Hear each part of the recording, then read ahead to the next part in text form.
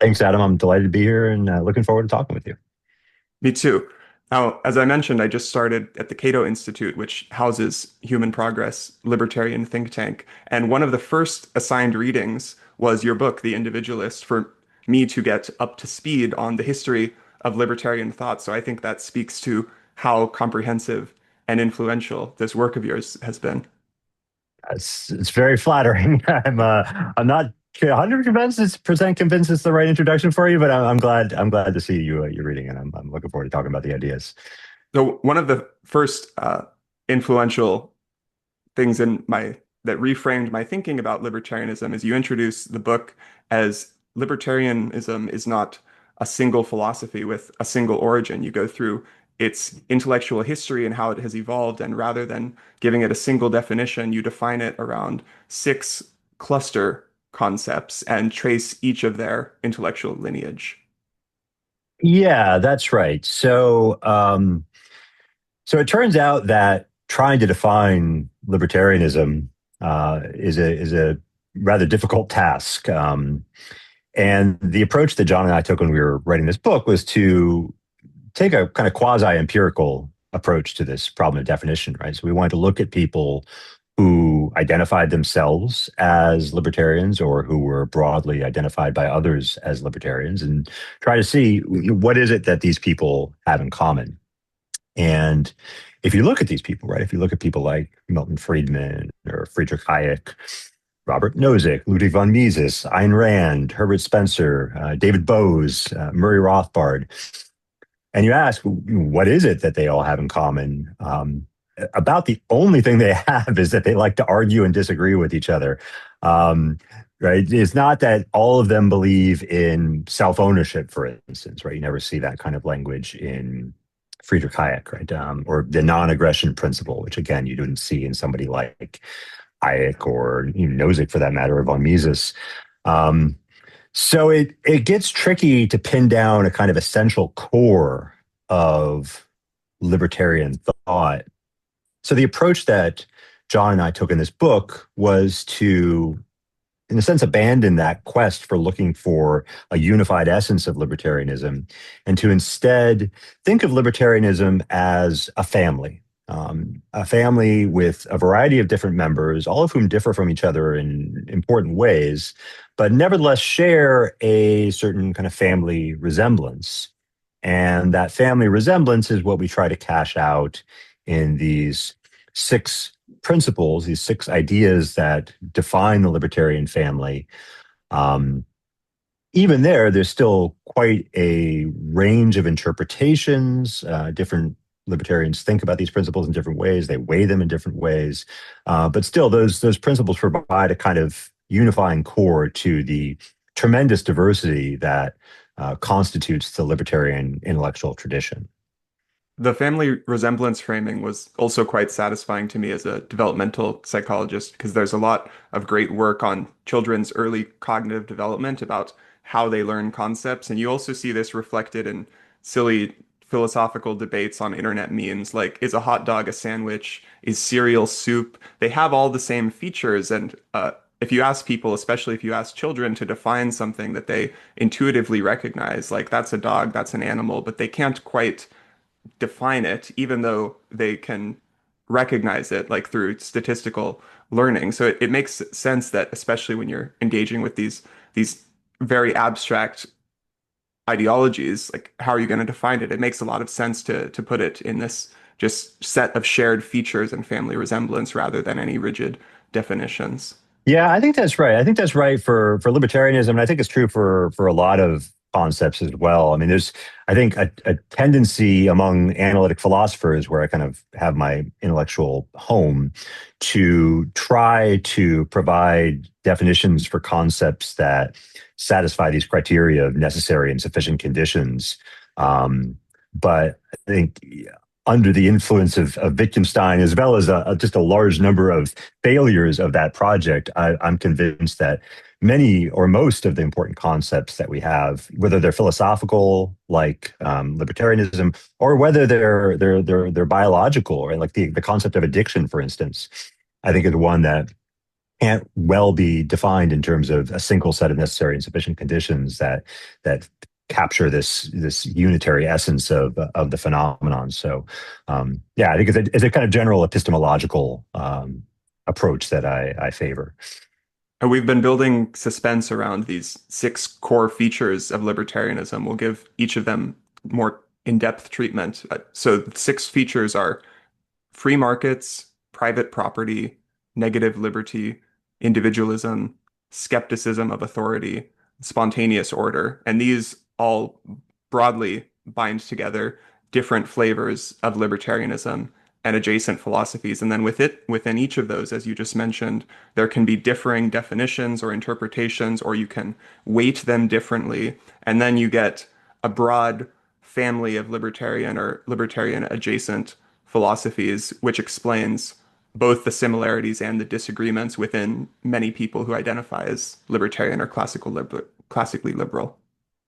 Yeah, that's absolutely right. Right. So I think all of these concepts are subject to a fairly broad range of interpretations.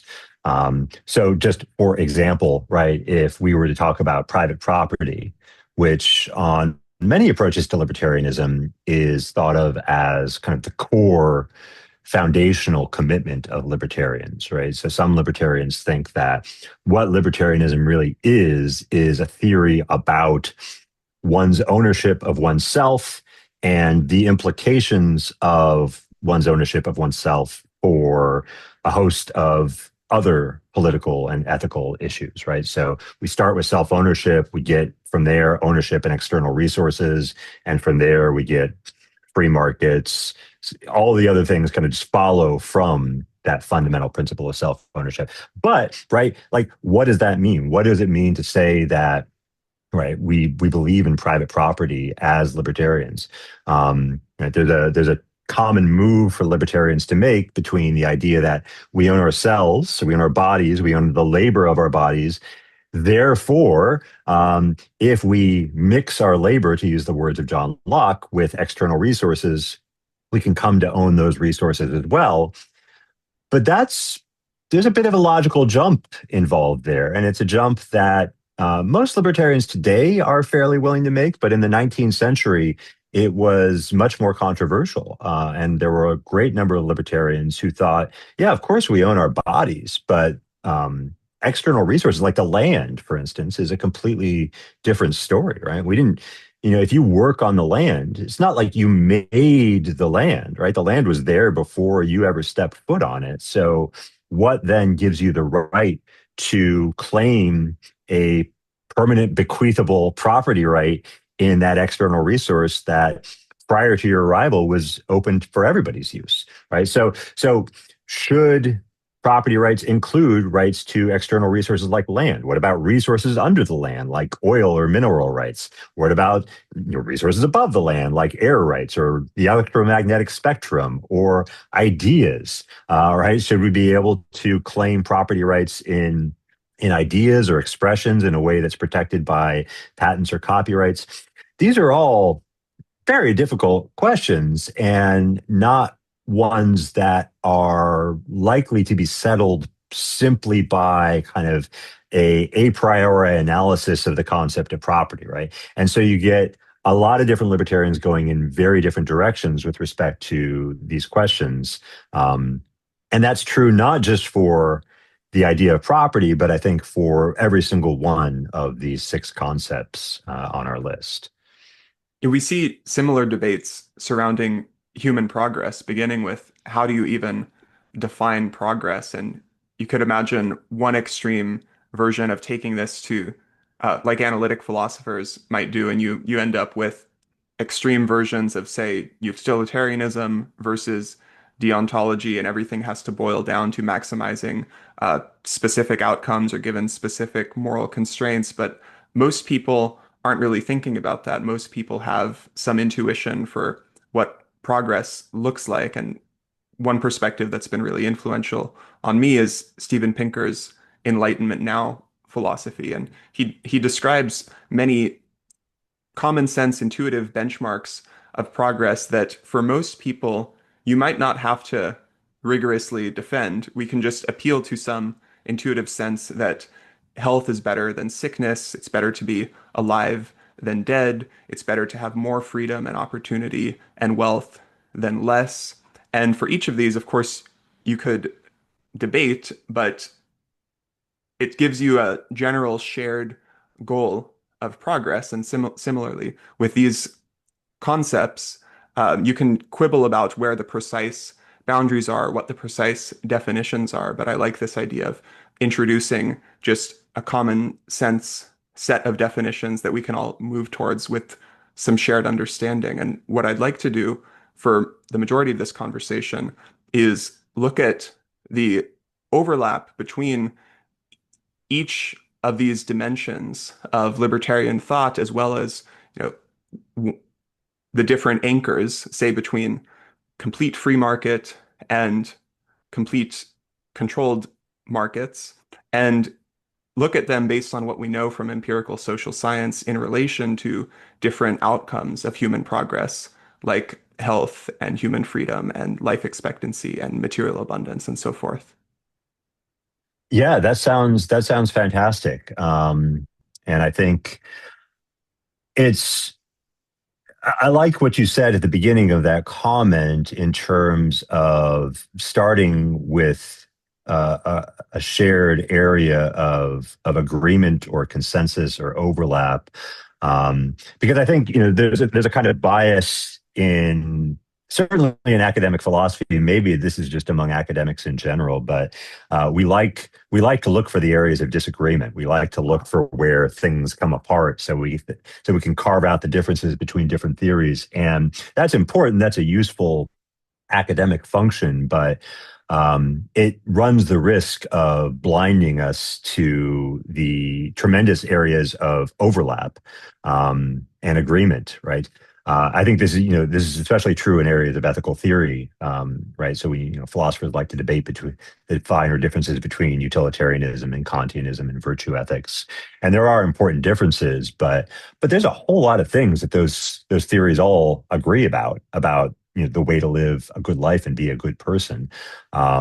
And I think that's true within the libertarian family as well. There is a great degree of disagreement, but there's some core areas of overlap too that are important not to lose sight of.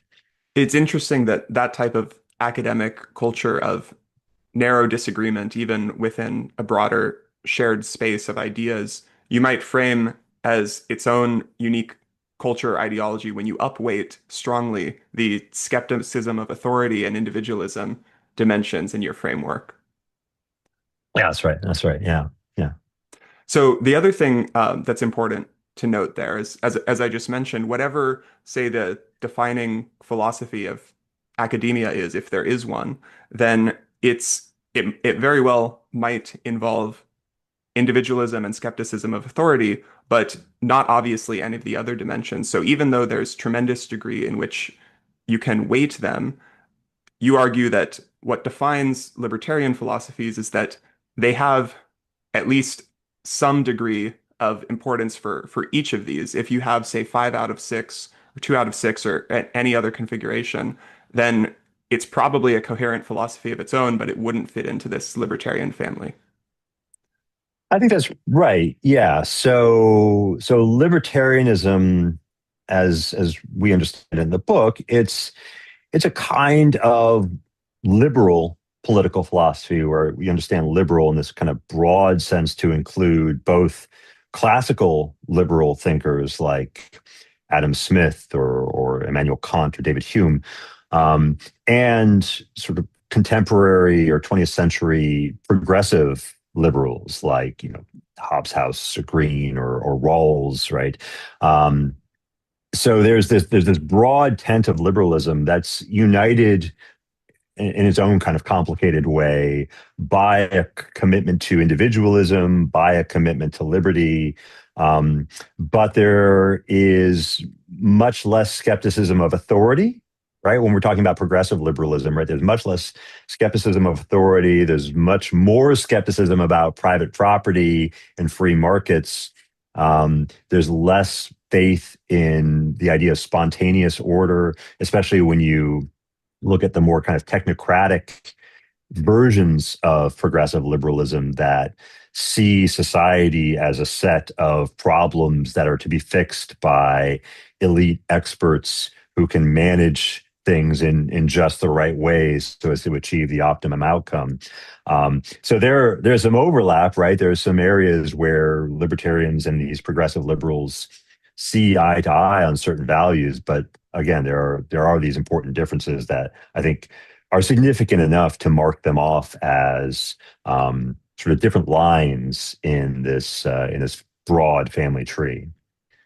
You mentioned that one of the most foundational is this concept of private property. And I was really struck seeing how extreme it can be taken and how, as you mentioned, you can derive many of the other features. So when I hear private property, I mean, I'm thinking of property as external matter, but then applying private property as actually a justification for self-ownership. And then from that, you can derive all of these other concepts of individualism and negative liberty to the extreme that some libertarians have argued private property may be the only fundamental moral right. Uh, Right. that was surprising to me. Yeah, it's interesting. I mean, I think especially in the American context, and I have in mind particularly the earliest American context of libertarianism in the late 19th century, where libertarianism emerged in this context where it was very closely associated with kind of the radical abolitionist anti-slavery movement in the United States. So, the story we tell in the book is that 19th century libertarianism in the United States looked in many ways quite strikingly different from 19th century libertarianism in Britain and France in a variety of ways. But the origin of those differences, we argue, is that these groups of libertarians were reacting to two very different phenomena, each of which was seen by those libertarians as the antithesis of liberty. So in Britain and France, in the middle of the 19th century, there was this very active revolutionary state socialist movement that was perceived as threatening to dominate society and subject all of economic and individual life to state control. And classical liberals and libertarians saw this, right, and thought, right, okay, this is where we're going to wind up if we don't draw a bright line in the sand and stop this progress down the road to serfdom. So in Britain and France, it was a reaction against socialism. In the United States, there wasn't really any active socialist movement in the 19th century, not at least of a revolutionary statist variety. You had utopian socialist communities who wanted to move out in the country somewhere and start their own kind of voluntary social experiment. But libertarians didn't have any problem with that, right? If you want to live your life in this kind of weird, kooky way, then go ahead, right? As long as you're not bothering anybody else. But but what we did have in the United States that you didn't have in Britain and France was chattel slavery. And libertarians here looked at that and quite understandably saw that as the antithesis of liberty. And what is slavery, right? Slavery is simply a condition in which one's very body and the labor of one's body is not one's own to dispose of freely, but rather is the property of some other person. Um, and so, in reacting against that phenomenon, I think there was a very strong emphasis among early American libertarians to regard self ownership as the ultimate, right? That's sort of the fountainhead of individual liberty. Like what it means to be a free person is to be a self owner, not to be owned by somebody else. And that emphasis did a lot, I think, to shape the contours of the libertarian view that they went on to develop. Right. And then as soon as you have that concept of self-ownership and private property you pretty much derive free markets out of that. Yeah, I mean, there's a kind of simple logical route one can take, right? Which is if you do own yourself, and if we're willing to make that leap and say that we can go from self ownership to owning external resources as well, um, then free markets and trade and even limited government all seem to follow fairly naturally from that, right? If this is my property, right, whether this is my body or this house that I built, then it's mine to do with as I will. And if that means living in it, then okay. But if that means trading it with you, right, in exchange for something that you own, and that is yours to do with as you will, well, then that voluntary trade seems to be simply an implication of our property in these objects.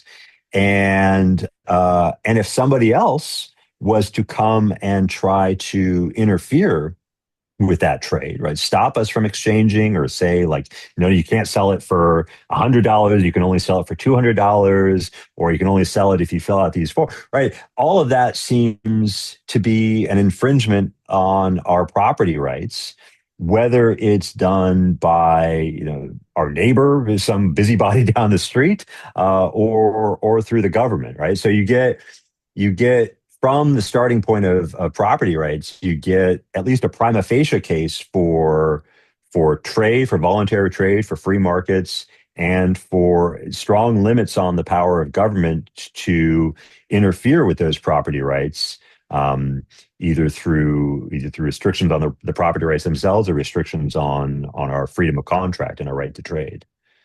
But the other interesting thing about that is, as far as I can tell, there's pretty unanimous agreement towards that idea of, we ought to have a certain degree of freedom over ourselves and our property, but the disagreement comes in terms of, what counts as ownable property, like in public goods, for example, public land and land use, or in terms of who bears responsibility when we see these tragedies of the commons, like something like an individual can pollute a shared environment, and yet the collective has responsibility for that individual's actions.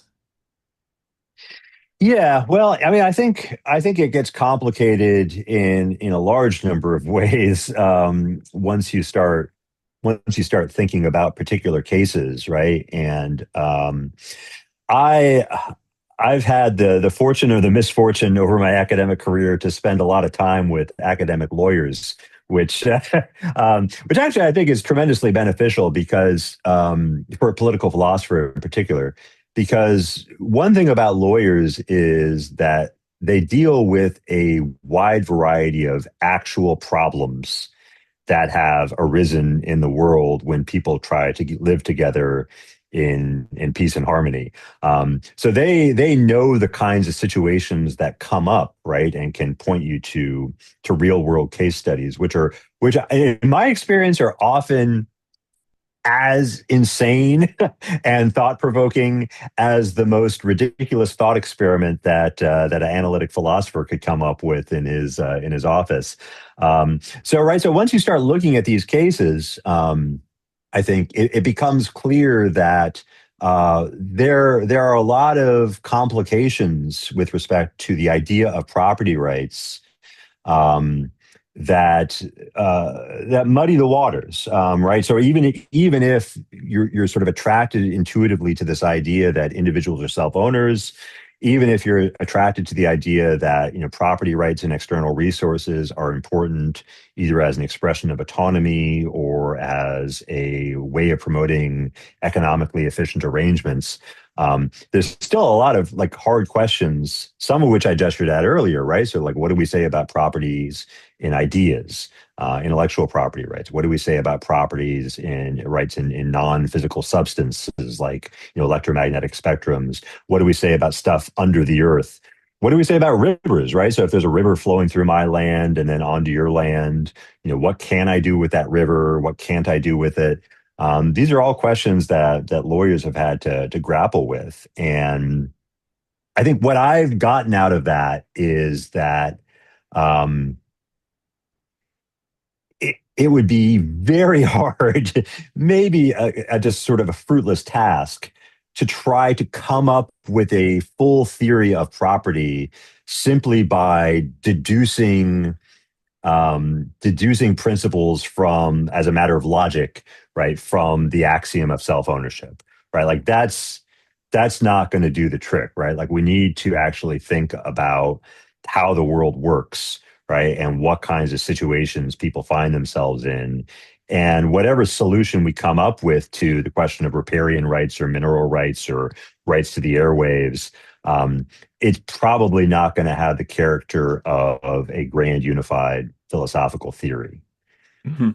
And another eternal tension related to that with regard to free markets is what is the role of government in ensuring or protecting a free market? And you could imagine one flavor of extreme, I believe you called this anarchist libertarianism, as in you don't need it, complete laissez-faire, and then others who take a stance that there are actually a certain amount of government interventions necessary to provide the negative liberty to keep a free market free. And that seems to be coming in with these examples. For example, electromagnetic spectrum is not something you can physically touch and own. So does it make sense to have a sort of statist intervention to keep that free or not? Yeah. So again, there are a variety of flavors that libertarianism can come in, and one of the big divisions within the libertarian family is a division about how much government there should be, essentially, right? And so the three broad categories that we describe in the book are, on the one hand, you've got what we call the minimal state libertarians. These are the libertarians who favor a strictly limited government, um, of the kind sometimes described as a night watchman state. So, government's job is simply to protect property rights. And that means that in the traditional formulation, there ought to be, police power. There ought to be a military to protect against foreign aggression, and there ought to be a court system to resolve disputes about torts and trespass and things like that. But that's essentially it, right? No public schools, no public roads, right? Very little of the modern apparatus of the state beyond the bare necessity required for the protection of individuals' negative rights. Um, that's one view. And that view is sort of caught in a tension between the two other views, right, which advocate either a smaller or a bigger state, right? So the smaller view, and there's not much smaller you can get, but the smaller view is the one you mentioned just now, the anarchist, or sometimes called anarcho-capitalist wing of libertarianism, which holds that there ought to be no state at all. And all that stuff that the minimal statists want the government to do, right, police, courts, and military, should instead be provided by the private market, or by non-market private voluntary associations. So you get people there like, Murray Rothbard, for instance, a very influential anarcho-capitalist in the 20th century. Gustave de Molinari is a Belgian economist in the 19th century who originated the idea. Um, Minimal statists include people like Ayn Rand and Robert Nozick, probably the two most influential minimal state libertarians. And then on the other side of the spectrum, you get what we call the classical liberals, who agree with libertarians, other libertarians, that the state should be limited and much smaller than it is today, but maybe not quite so small as the minimal statists want it to be. So, in addition to the tasks of police, courts, and military, just the strict protection of individual rights, a lot of classical liberals will favor some role for the provision of public goods, like highways or maybe basic scientific research, right? Clean air. So here I have in mind people like I think Friedrich Hayek is a classical liberal in this sense, or Richard Epstein, probably Milton Friedman as well. Maybe some redistribution as well, is in addition to the provision of public goods, right? So maybe some kind of social safety net. Both Friedman and Hayek are on record as supporting some kind of state support for the poor, even if again much more circumspect than anything that we got today. So, right, there's a range of views there among libertarians about just how much government we should have. All of them, I should note, favor significantly smaller government and a significantly more scope for market activity, for voluntary non-market activity than we see today. Um, right. So they're quite radical by comparison with anything else on the political landscape. But there's different degrees of radicalism among the libertarians on this issue. One of the human progress questions I've been wondering is, though we seem to have this overwhelming historical and cross-cultural evidence that the freest, most prosperous societies that have ever been produced are oriented around these classically liberal, democratic, free market values, and that seems to be a recipe for success. And yet, as you mentioned, that that success in using the United States as an example, government gets larger and larger, and so too with prosperity comes a collective desire, it seems, for social safety nets. And as you mentioned in the bleeding heart libertarianism philosophy, you can have that desire without necessarily having a statist intervention to provide that social safety net. But what I'm wondering is, even if the general trend seems to be greater individualism, greater focus on free markets produces greater prosperity, do we have other data or examples of what the even more extreme libertarian society would look like? Because as you mentioned, even libertarians in these freest, most prosperous states often point towards government and say this is very far from the ideal that we'd like to achieve. Right.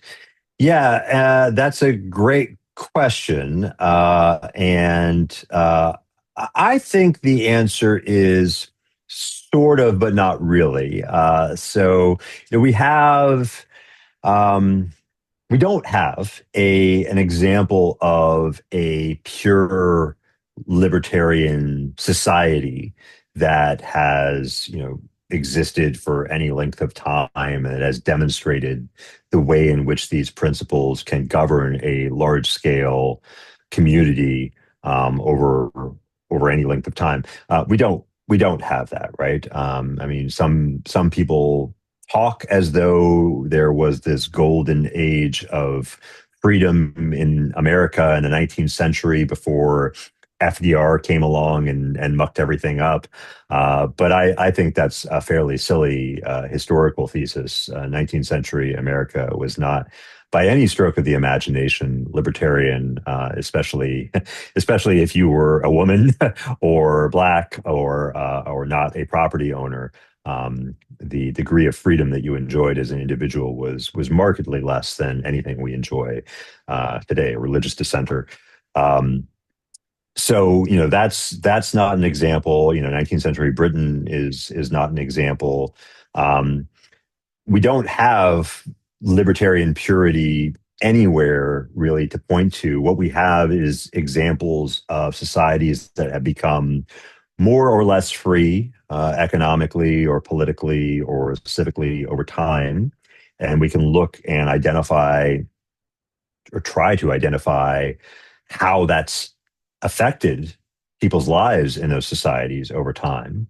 Um, but it's, as you know, with a background in social science, that's hard, right? It's hard to isolate causation and say with any degree of certainty that it's because this society enacted this regulation or dismantled that regulation that people became better off or became worse off. I mean, there are some very clear cases, I think, where we can do that, but in a lot of cases, it's just very difficult to know, you know, why it is that people in Finland are happy, right? Like, is it because of their sort of democratic socialist institutions, or is it in spite of those democratic socialist institutions, right? And because of some other thing? Um, it's hard to know that with 100% certainty. That's one of the main areas of research that I'm going to be exploring as a psychologist here at Human Progress. This paradox of, despite things by so many measures being better than any other point in human history, many people are still unhappy. And also we see these cross-cultural differences where some cultures that have less of the markers that you might think by happiness, including uh, greater material abundance, seem to be performing better. So I do think that though many of these questions are very difficult to measure, as you mentioned, dealing with these broad psychological, cultural concepts and comparing across societies that might not be directly comparable, there's been a lot of cross-cultural psychology research on attitudes towards collectivism and individualism. And this, for me, is where the story is a lot clearer compared to some of the different trade-offs that we've discussed, because there's at least I tend to go into things with a desire for, okay, there's an optimal solution to this problem, and we just have to discover that optimal solution. But in the case of different cultural values, for example, there seem to be intrinsic trade-offs. And even if, with respect to, say, technological innovation or material abundance, there's a lot of evidence in favor of greater individualism being better for those measures of human progress.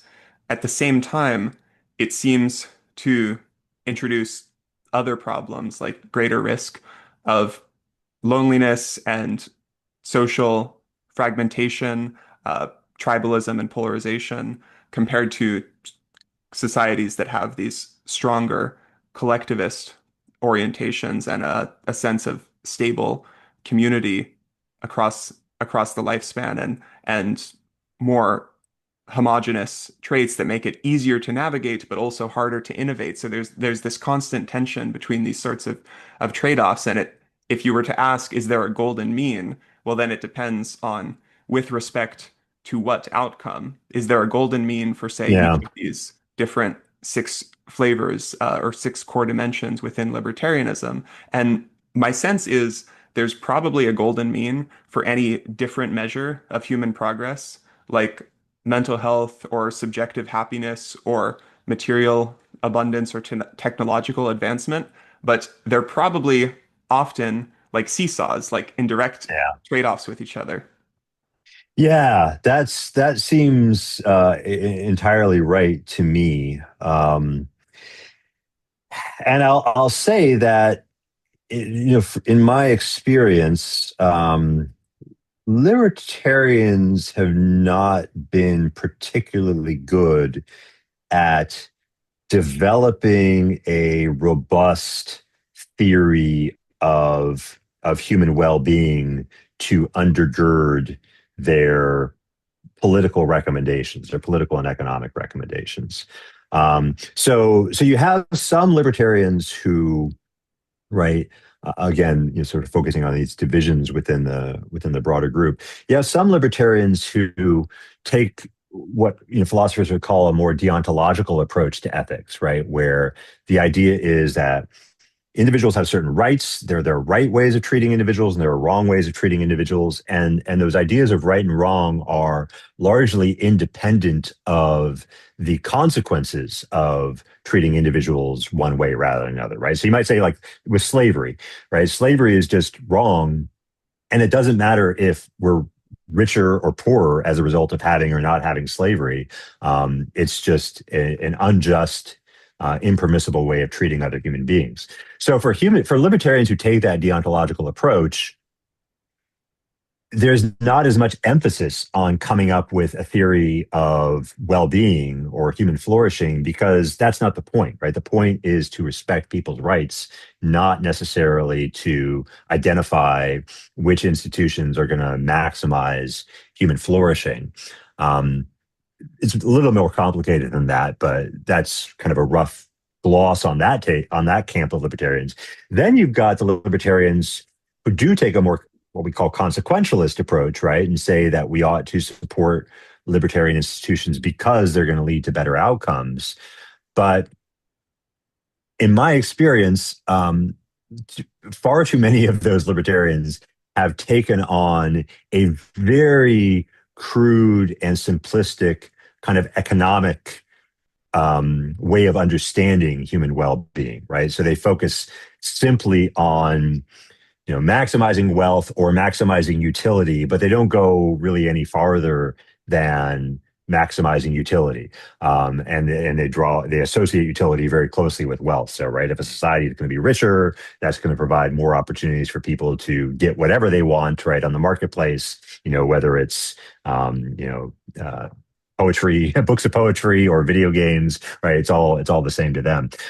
What you don't see, I think, are very sophisticated, psychologically and empirically informed accounts of human well-being that take into account things, for instance, like the importance of a sense of meaning in individuals' life, right? The idea of a sense of purpose, which I think is a very important factor in not just for human beings in general, but in explaining a lot of what's going on in the United States in particular today among young men in particular, right? Like, there's this paradox, right? That, economically speaking, according to all these measures, the country is doing remarkably well. And yet so many people feel alienated.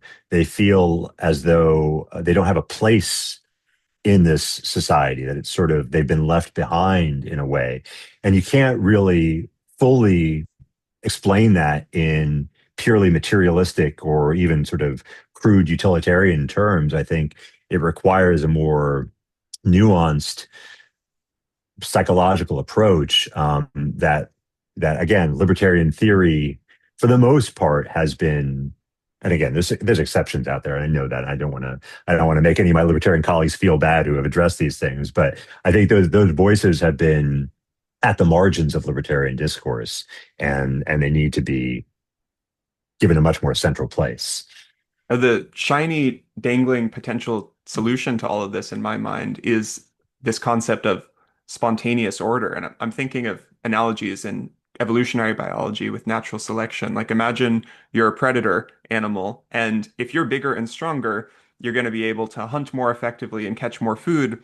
But also, if you're bigger and stronger, then you need more calories to just maintain your body. And there's probably a point of absurd size where you just couldn't find enough food and you'd die off. So there's this natural equilibrium that you see at least over evolutionary spans of time, some sort of spontaneous optimum between something that confers advantage but also has its own trade-offs, and often in terms of energetic trade-offs. Like, there are these questions of why aren't animals constantly evolving to become smarter? Well, for one, it's energetically costly to maintain a big brain. So there's always going to be evolutionary niches for insects and small creatures that can really get by and reproduce with very limited resources.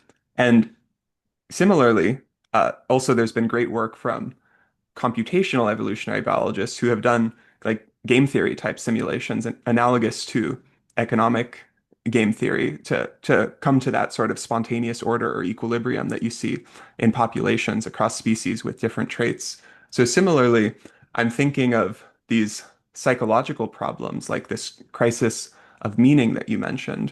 And on one hand, you can't frame that solely in economic terms. On the other hand, there's been really interesting behavioral economics research from game theorists who, one way to measure how important a hard to define concept like meaning or subjective well-being is you just ask people in these hypotheticals, how much money would you be willing to give up to maintain this? Or how much money would you be willing to be paid to live in some pretty harsh conditions? And people, whether they know it or not, generally seem to have some sort of cutoff points. And I wonder if there's this sort of latent spontaneous order in terms of how our neural networks are organized and in terms of how societies are organized, that whether we realize it or not, some behavioral economists and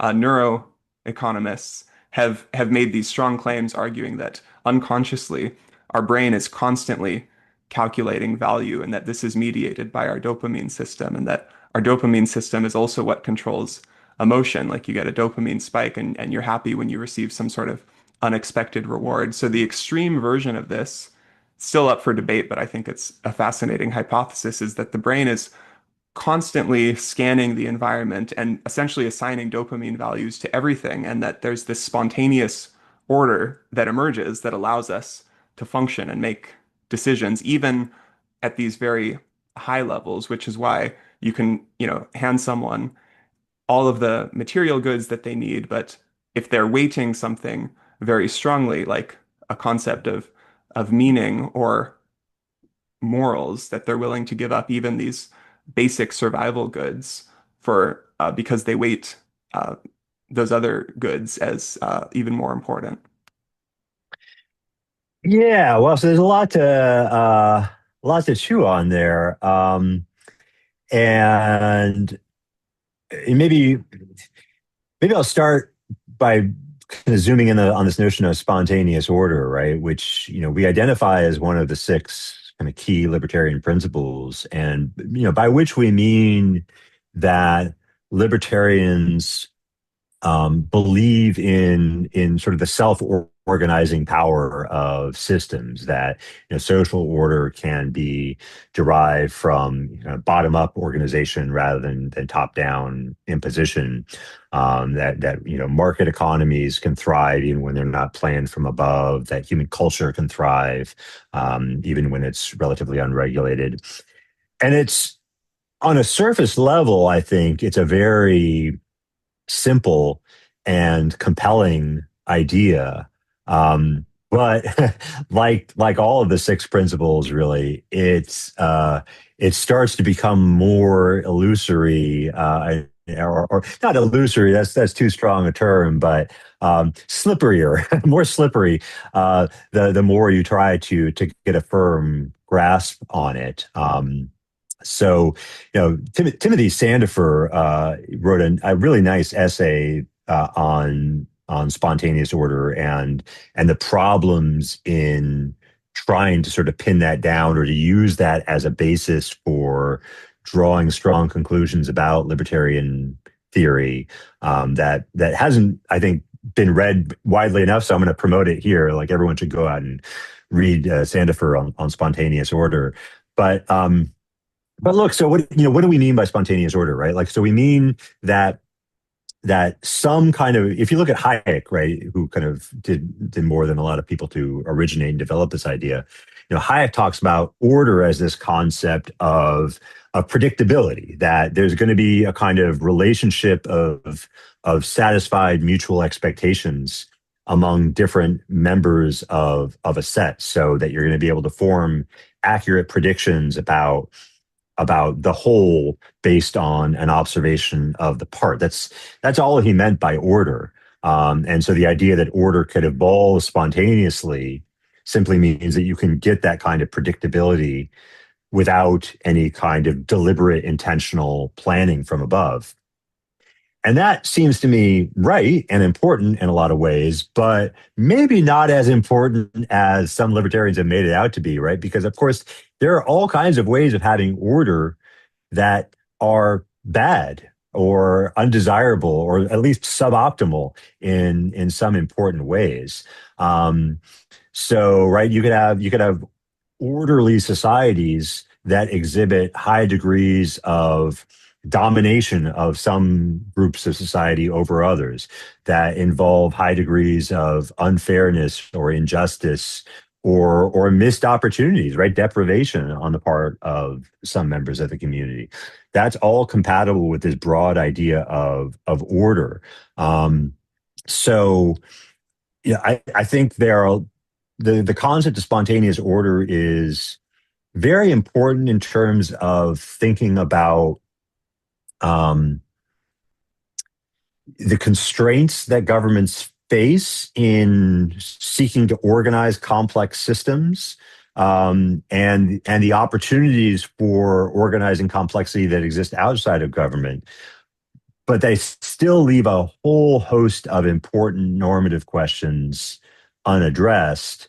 And I think, sort of going back to your hypothesis that you suggested, um, even if there turns out to be some kind of order here, in terms of how these desires for status and meaning and other values are being manifested in society, um, that still kind of leaves us with the hard question of, well, what should we do about that?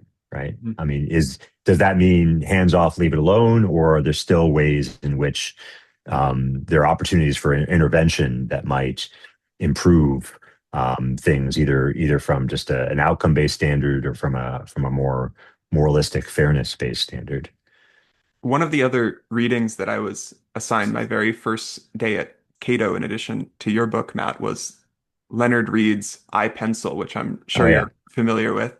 And he describes how something as simple as producing a pencil involves, people have to chop down trees and get wood and produce rubber and mine and produce and refine lead and then assemble it, not to mention all of the different distributions and suppliers, all that it takes to get to your doorstep. And in most cases, they're probably not thinking about the end product, or if they're thinking about it, like if the logger who's providing the wood is thinking about it, for all he knows, it's going to be made into a table, not necessarily a pencil. So most people are focused really just on their proximate goals, and often that's driven by a sort of profit motive. But then you take a really zoomed out perspective on the system, and you see all of this cooperation and spontaneous order that emerges to produce goods and services. And as I mentioned, I'm coming from a psychology background, so I wasn't trained in economics or political philosophy or any of this. So I'm sure yeah. this is something that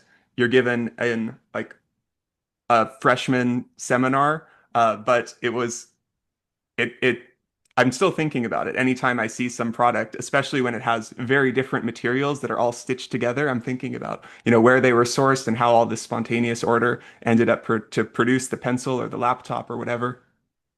It's remarkable. I mean, so Hayek, in his famous essay on the price system, described the price system as a marvel, right? And the marvel of the price system for Hayek is that it's this spontaneously developed mechanism that allows for the communication of information between vast ranges of different people within society and across societies in a way that allows them to coordinate their behavior in ways that lead to outcomes that nobody predicted or intended, right? Whether it's the development of a pencil or the development of language or the development of a set of cultural values and norms. It's striking. It's remarkably incredible, that we can do so much with each of us being so limited in our own individual understanding of and knowledge about the world around us, right? Like nobody knows how to make a pencil, right? Was Reed's point, right? Nobody knows how to make a language. Nobody knows how to make a computer. And yet these things get made all the time, right? Nobody's planning. Nobody's. Sometimes I tell my students, like when I'm going over sort of early debates about socialism versus capitalism. I mean, I tell them, like, it seems from a certain perspective almost insane that nobody in the United States government is in charge of making sure that enough bread gets produced, right? Like, we just kind of cross our fingers and hope that, like, the bread companies are going to keep making bread, but like they could all stop tomorrow. They could all get out of the bread making business, and then there'd be no bread, right? Like you'd go to the grocery store and there'd be nothing there. Like, gosh, isn't that kind of scary? And yet it's not, right? And yet every time you go to the grocery store, there's plenty of bread. It's always there. There's just the right amount of bread, right? It's not like there's so much bread that it's rotting on the shelves. It's not like there's too little bread that like they run out of it when you go. The fact that that can take place without any kind of central expert coordination is, yeah, it's truly remarkable. Hayek's observation there, to continue the bread example, is that with prices as signal, let's say for whatever reason people did stop producing or it was in short supply, well then as demand increases, price would increase to the point that someone, even if they're not a baker or anything by trade, like you might quit your job as a philosophy professor to become a bread baker if you could be selling it for $1,000 a loaf. Yeah. And there you're going to see this natural equilibrium emerge. Right. Yeah, exactly. Exactly. Right. So there's this equilibrating force within the system that prevents these kind of sci-fi outcomes from occurring. But it's not obvious, and at least it wasn't obvious to a lot of people at the beginning of the 20th century who are having these debates, and not always immediately obvious to a lot of my students on day one of class. But yeah, Yeah, I've also been thinking about this a lot, and every time I order a ride share now, where it's quite amazing to me that I trust a stranger to show up at my doorstep. For one, I trust that I just press the buttons on the phone, and then the stranger is going to show up at the time that it says. And then, without, I know they have the necessary background checks and everything, but still, this is someone that I've never met. I'm likely never going to see again. And it's quite a score for me if I'm thinking, well, I'm paying $12 to get to this place, as opposed to having to walk there myself or get a car myself. And they're thinking, $12 for a 10-minute ride is a pretty sweet deal. And we both thank each other at the end. And it's making me think of Adam Smith's, it's not the benevolence of the butcher or the baker that you get your meat or your bread. yeah, yeah. So it's there. There's this remarkable ability for markets to coordinate activity, to allow people to form reliable expectations about the behavior of strangers, to trust that those strangers are going to cooperate rather than defect in prisoner's dilemma type situations, right? Um, but so I guess one of the big questions that underlies discussions about libertarianism and libertarianism versus classical liberalism, or as opposed to more robust forms of liberalism, is what are the institutional prerequisites for that kind of coordination, or for that kind of coordination to develop in the ways that we want to develop ways that we want it to develop, right? So that it leads to outcomes that we think are efficient and fair and otherwise desirable from a normative perspective, right? So does it simply presuppose protection for property rights? Like, so as long as the government is protecting property rights and protecting contracts, then we can sort of step back and rely upon the market to coordinate people's behavior in the appropriate ways.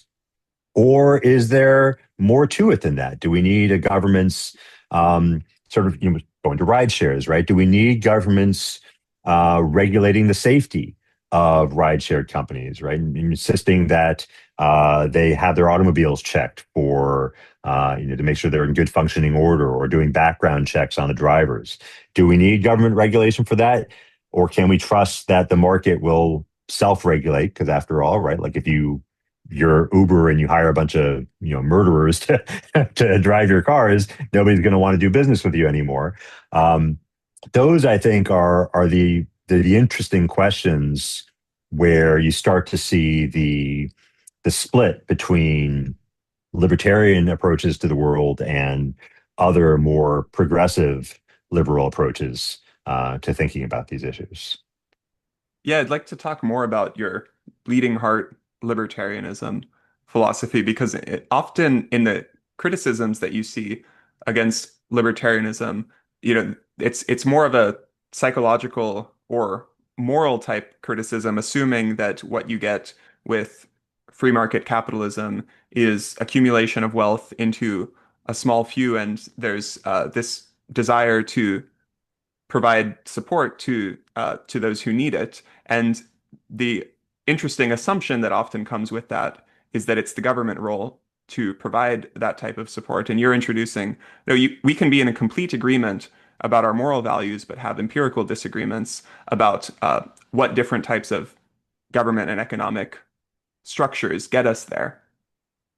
Yeah, that's absolutely right. I think a lot of policy disagreements between sort of market-oriented folks, broadly speaking, libertarians, and more progressive liberals really come down to empirical disagreements. Right, disagreements about the likely consequences of adopting this policy or that. There are some genuine value disagreements as well, genuinely moral disagreements as well. But I think they're probably less common than most people suppose, right? So, if you take a debate, for instance, over the minimum wage, I think the people who oppose the minimum wage mostly do so not because they don't care about the welfare of the working class, but because they think that given the way that minimum wages actually work in the real world, the welfare of the working class is likely to be held back rather than advanced by raising the minimum wage, right? You're going to price people out of the labor market, and you're going to have rising unemployment as a result. It's going to be bad for, especially for people just entering into the labor market, low skill, marginal workers, right? So that's an empirical disagreement. It's not a value disagreement. I think you see the same thing over debates on gun control, over immigration, over various kinds of business regulation. A lot of these are simply disagreements about how things work. And my view is that if you are concerned with social justice, if you're concerned with advancing the opportunities of the poor and the marginalized, then there's nothing in the world that has a better track record than economic liberalization and growth. Right? Like if you look at the way in which living standards for the poor have improved over the last 100 years, over the last 30 years, right? It's not because anybody the big moves, right? The big moves are not because Sweden adopted this new social welfare program, right? Or we expanded food stamps or the earned income tax credit. Those things can help on the margins, right? But the really huge gains that we've seen in living standards have come as a result of economic liberalization and the massive wave of growth and prosperity that liberalization has unleashed. So, like, whatever else you do, right? You don't that is the thing that you don't want to kill or hold back, right? Yeah, maybe there's room for doing more than that. Maybe there's room for these various social welfare programs to catch those boats that the rising tide of prosperity isn't lifting, and to bring them up on the level. But whatever you do, don't kill the goose that laid the golden egg, right? Like that's if you really care about the poor, prosperity and continued prosperity ought to be your number one on your agenda. That's a great optimistic note to end on for human progress. Thank you for your time, Matt. This was an absolute pleasure, Adam. Thanks for having me on. Really nice talking with you.